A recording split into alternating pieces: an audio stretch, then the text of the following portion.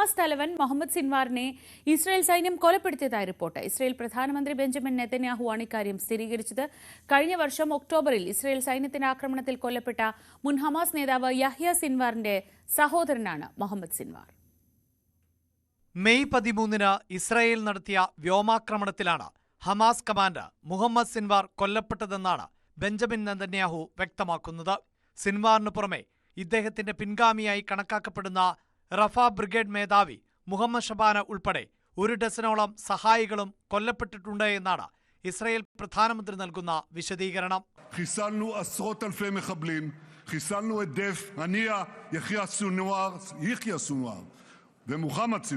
നേരത്തെ സിൻവാറിന്റെ മൃതദേഹം ഖാൻ യൂനിസിലെ ടണലിൽ നിന്ന് ഇസ്രായേൽ സൈന്യം കണ്ടെത്തിയെന്ന് അന്താരാഷ്ട്ര മാധ്യമങ്ങൾ റിപ്പോർട്ട് ചെയ്തിരുന്നു.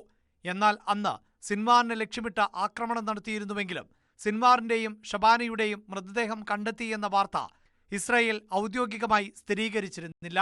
ഇസ്രായേൽ വധിച്ച മുൻ ഹമാസ് നേതാവ് യഹ്യ സിൻവാറിന്റെ ഏറ്റവും ഇളയ സഹോദരനാണ് ഹമാസിന്റെ മിലിറ്ററി കമാൻഡറായ മുഹമ്മദ് സിൻവാർ.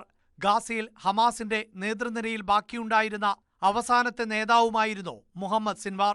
ഭൂമിക്കടിയിൽ സജ്ജീകരിച്ചിരുന്ന പ്രത്യേക ഇടത്തിലായിരുന്നു മുഹമ്മദ് സിൻവാർ ഉണ്ടായിരുന്നത്. ഹമാസ് യുദ്ധം നിയന്ത്രിക്കുന്നതിനായി സർവ്വസജ്ജീകരണങ്ങളും ഒരുക്കിയിരുന്ന ഭൂഗർഭ നിലയിലായിരുന്നു ഇത്. ഡ്രോൺ ആക്രമണത്തിലൂടെയാണ് ഇസ്രായേലി സൈന്യം ഈ സ്ഥലം തകർത്തത്. കഴിഞ്ഞ ഒക്ടോബറിൽ തെക്കൻ ഗാസയിൽ നടത്തിയ ആക്രമണത്തിലായിരുന്നു യഹ്യ സിൻവാർ കൊല്ലപ്പെട്ടത്. പിന്നീട് കഴിഞ്ഞ ജൂലൈയിലാണ് ഹമാസിന്റെ സൈനിക വിഭാഗത്തിന്റെ ചുമതല മുഹമ്മദ് സിൻവാർ ഏറ്റെടുത്തത്. 2006-ൽ ഹമാസിനു വേണ്ടി ഇസ്രായേൽ സൈനികനായ ഗിലാദ് യെഷിലിദിനെ സിൻവാർ തട്ടിക്കൊണ്ടുപോയതോടെയാണ് ഹിറ്റ് ലിസ്റ്റിൽ ഇടം പിടിക്കുന്നത്. 1990-കളിൽ മുഹമ്മദ് സിൻവാറിനെ പിടികൂടി 9 മാസം ഇസ്രായേലിലും 3 വർഷം റമല്ലയിലും തടവിൽ പാർപ്പിച്ചിരുന്നു. 2000-ൽ സിൻവാർ ഇവിടെ നിന്നും രക്ഷപ്പെടുകയായിരുന്നു. News desk, news 18.